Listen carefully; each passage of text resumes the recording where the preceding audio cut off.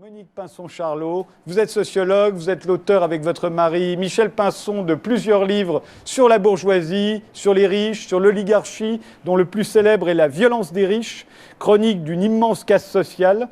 Quant au dernier, il s'intitule Tentative d'évasion fiscale. Il s'agit d'une enquête à laquelle vous vous êtes livrés tous les deux dans les rouages de l'évasion fiscale et de ses enjeux politiques. Alors je vous propose de les revoir, ces images qu'on a pu voir jusqu'aux États-Unis et en Russie. Les voilà.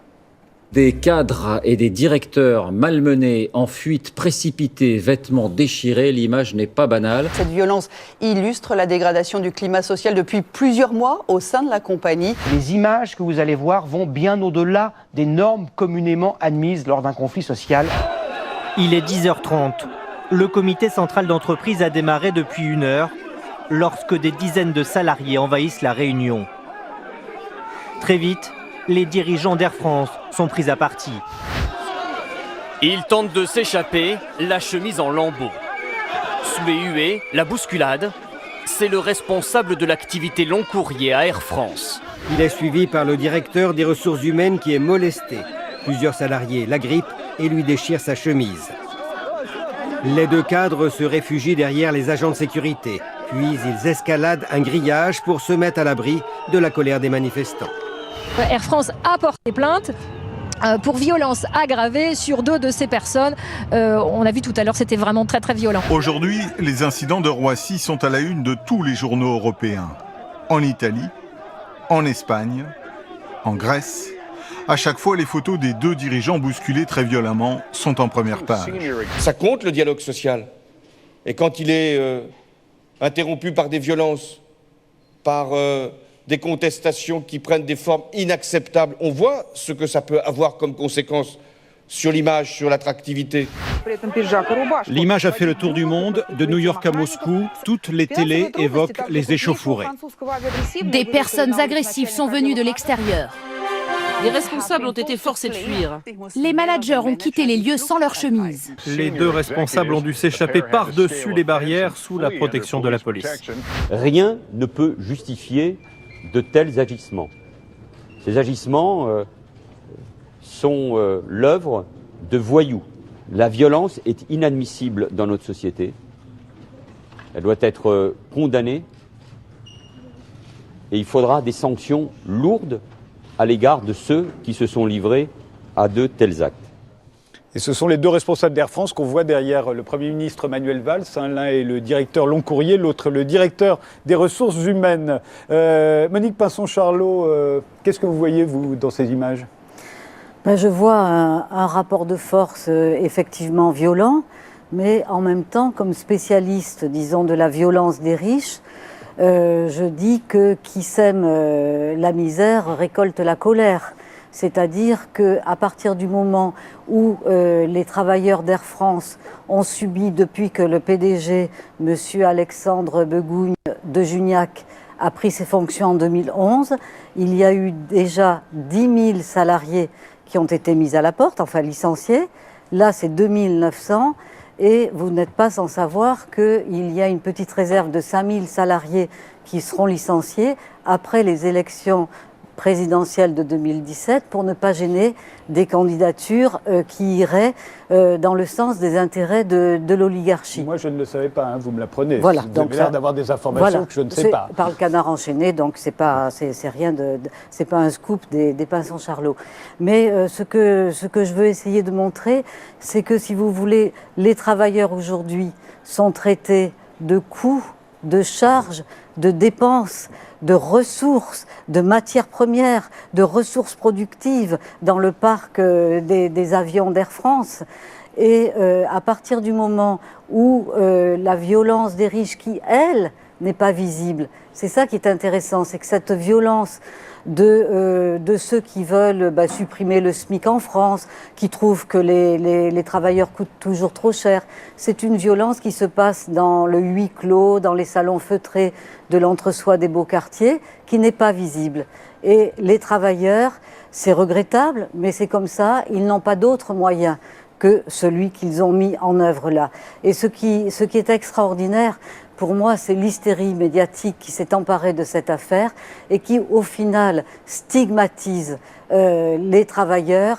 Et enfin, le roi est quand même nu. Hein, voilà, il y a une image forte de ce point de vue. Mais les travailleurs sont, de cette façon-là, criminalisés, stigmatisés. Si vous voulez, c'est un petit peu, alors je veux pas du tout, c'est pas pour me mettre en avant, mais si vous voulez, avec mon mari, par exemple, on est très souvent taxé de populiste. Hein. Avant de discuter de notre travail, on est taxé de populiste. Parce que simplement, on revendique une société avec plus de justice et moins d'inégalité. C'est quand même pas grave, vous pouvez pas me dire, docteur. Hein. Eh bien, moi, je leur dis à tous ces gens qui défendent les intérêts, comme M. Valls l'a fait, les intérêts des puissants, de l'oligarchie à laquelle il appartient, moi je dis que ce sont des bourgeoisistes, que ce sont des militants du système néolibéral et que les travailleurs, ils défendent aussi leurs intérêts et leur droit à simplement vivre normalement sur cette terre où ils sont de passage comme nous tous.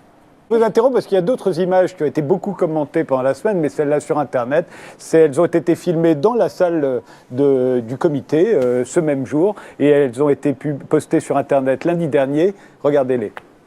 On nous a demandé de faire des efforts, on les a fait. Ça fait 4 ans que nos salaires n'ont pas évolué.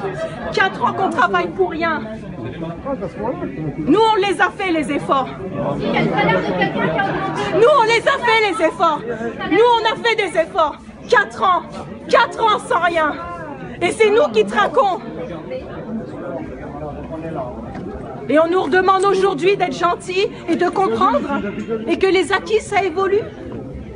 Et que l'âge aussi, pour faire travailler les enfants, ça évolue. Alors est-ce que c'est 8 ans, 6 ans, 22 ans? À quel âge on fait travailler les enfants? Quelle politesse! Ils sont pas droits. Mais quelle politesse! Est-ce qu'on aurait le droit de dialoguer, de parler? On aimerait pouvoir avoir un retour, une discussion. Mais vous ne prenez même pas nous-mêmes en considération. Prenez-nous de haut, monsieur. Prenez-nous de haut, monsieur. Mais lui, ça va les couilles, il touche 20 000 euros par mois là. Ben oui, il s'en fout. Moi, je touche 1 800 euros. C'est ça qui ruine Mais lui, la il France. s'en tape de toi, lui. C'est ça qui ruine la France. On n'est pas venu chercher le conflit, messieurs. On est venu discuter, on voudrait avoir un dialogue cohérent. On voudrait avoir un dialogue cohérent, c'est tout. C'est tout ce qu'on vous demande. Juste de nous entendre. On voudrait parler. On a des choses à faire remonter qui sont importantes. Déjà, c'est qui pour parler avec les La transparence. On nous dit qu'il faut être transparent avec les clients. Mais vous, est-ce que vous êtes transparent avec nous? Hein? Il faut prendre les clients en considération. Nous, on vous prend en considération. Carrière, il n'y a plus rien n'est bloqué. Ah oui, ça L'annonce qui a été faite aujourd'hui à 10h, on l'entend déjà sur les infos, déjà depuis samedi, on l'entend. C'est de la considération, ça. Bah ouais, nous on n'est pas nés avec une cuillère d'or dans le cul. Bah répondez. C'est normal qu'on apprenne par voie de presse combien est-ce que d'entre nous vont sauter? Est-ce que c'est normal? C'est normal?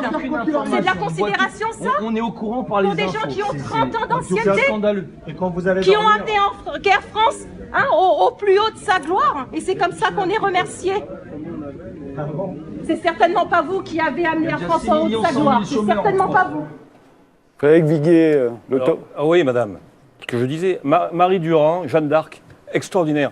Là, moi, je suis très ému quand je vois ça. Parce que j'ai été patron, j'ai été salarié. Maintenant, j'écris, alors c'est plus facile. Mais... Ah bon? Ah oui, beaucoup plus. Ah, je pourrais croire que... Parce que j'entends beaucoup de trucs très théoriques. Moi je vois des patrons, là, ce sont, là, il faut le dire, ce sont des salopards.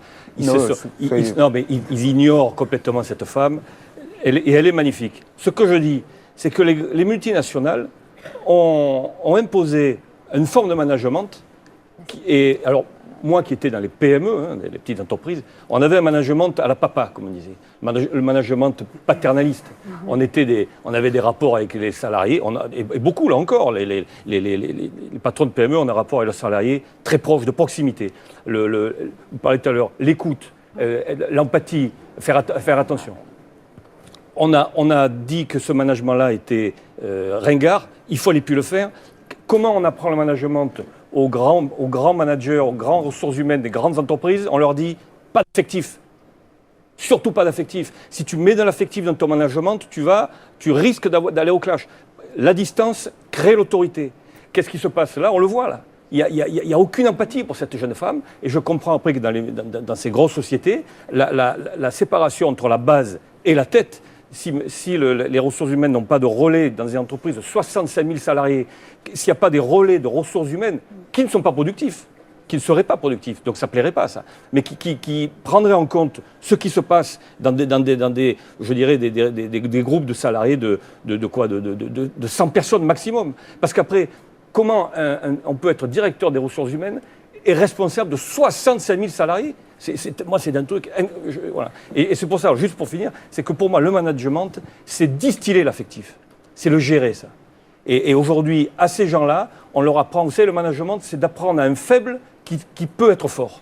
En disant, tu n'as pas de charisme, tu n'as aucune empathie avec les gens, quand tu parles, tu es comme ça, mais on va te faire des recettes et tu vas être un grand manager. Mais c'est pas vrai. Parce que l'empathie, ça ne s'apprend pas. Par rapport à cette idée de tout le monde est à peu près d'accord sur l'idée d'une violence qu'on essaye de nommer chacun à sa façon, eh bien, nous, avec mon mari, nous proposons des lunettes très spécifiques aux téléspectateurs, c'est-à-dire nous analysons à partir de nos enquêtes sociologiques une véritable guerre de classe que mènent les plus riches contre les peuples. Et là où je ne suis pas d'accord avec vous, c'est que les plus riches, les plus puissants s'adaptent parfaitement aux nouvelles technologies et au développement technologique d'une société qu'ils s'accaparent. Et du coup, les travailleurs, les classes moyennes et les classes populaires sont laissés de côté. Et il y a une phrase du pape François que je trouve très belle. Il écrit « Les ouvriers sont passés du statut d'exploité à celui de déchet ». Et c'est cette notion, comme j'ai dit tout à l'heure, de coût, de charge, de déchets, de parasites, de parias, de voyous. Alors que nous, dans nos enquêtes, qui sont les voyous dans notre dernier livre? Eh bien, écoutez, ce sont les fraudeurs les plus riches, qui privent des recettes fiscales de l'État français des dizaines de milliards d'euros, qui font que s'ils payaient à la hauteur de leur fortune leurs impôts, eh bien nous n'aurions plus de trous de la sécurité sociale, plus de déficit et plus de dette publique.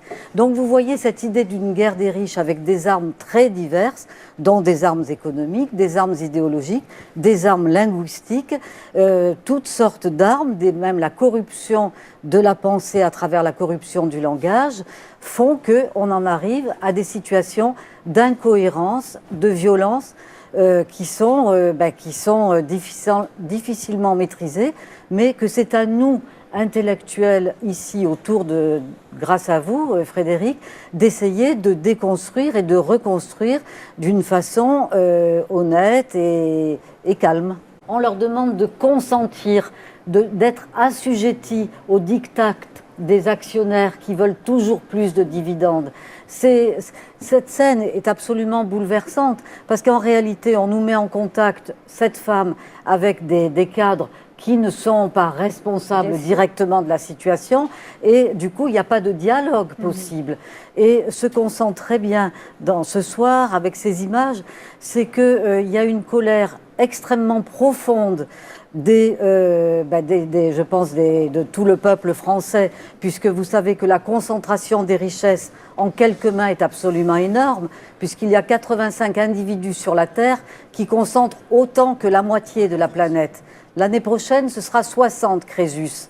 Donc on va dans une espèce d'enfer épouvantable pour les classes populaires, et cette femme, elle le sait, et elle est désespérée. À la suite des licenciements de Continental, et je m'arrête, aujourd'hui, 6 ans après, il y a 500 personnes qui sont toujours au chômage, il y a eu 10 suicides et 300 divorces. Elle est où la violence ? Le néolibéralisme est absolument dans toute l'Europe. Le néolibéralisme est mondialisé, c'est-à-dire qu'on a véritablement une classe sociale qui occupe tous les sommets de tous les États, de tous les pouvoirs. Et la vraie violence, que je voudrais dire, juste pour terminer pour ce qui me concerne, pour moi la vraie violence, c'est que justement vous avez M. Hollande, M. Valls, qui se sont fait élire, enfin en tout cas pour M. Hollande, sur des valeurs de gauche. Mon principal ennemi, c'est la finance, tous les engagements qu'il a pris et qu'il n'a pas tenus, et qui aujourd'hui sert la soupe aux plus riches, hein, au patronat, aux entreprises, en tout cas aux plus riches, et au contraire, et traite les salariés en colère de voyous, c'est inacceptable. Et donc cette violence-là, c'est-à-dire une classe sociale consubstantiellement corruptrice, en quelque sorte, puisqu'il n'y a plus l'État, il n'y a plus la finance, l'industrie. Maintenant, c'est une classe qui coiffe l'ensemble de tout cela et qui concentre toutes les formes de richesse et toutes les formes de pouvoir. Et ça, c'est la vraie violence que nous avons à vivre aujourd'hui dans la société. Je reviens à ce que je disais tout à l'heure par rapport à la question de la gauche. Si la gauche ne se réapproprie pas de ces discours, ça va faire gagner le Front National. En France, exactement comme les 5 étoiles en Italie. Parce que du coup, qui parle la parole des gens qui sont en souffrance? Eh bien, ce sont les extrêmes à droite. Donc si on ne revient pas à recentrer les discours de gauche en prenant en charge la souffrance réelle des gens, on va perdre complètement la bataille et ce sera le Front National et le mouvement 5 étoiles. Dernier mot. Oui, je trouve que toutes les innovations technologiques et ce que vous appelez la bureaucratie et qu'on pourrait appeler aussi la technocratie, tout dépend comment on les utilise. Et pour nous, la bureaucratie, la technocratie à l'échelle de l'Europe, c'est une façon de tuer la démocratie. C'est-à-dire, ça met un écran de fumée qui vient empêcher la communication entre les citoyens et les oligarques qui aujourd'hui occupent toutes les institutions comme le FMI, qui ne sont pas des institutions élues, qui sont des institutions qui sont créées par les oligarques pour défendre leurs intérêts à l'échelle du monde.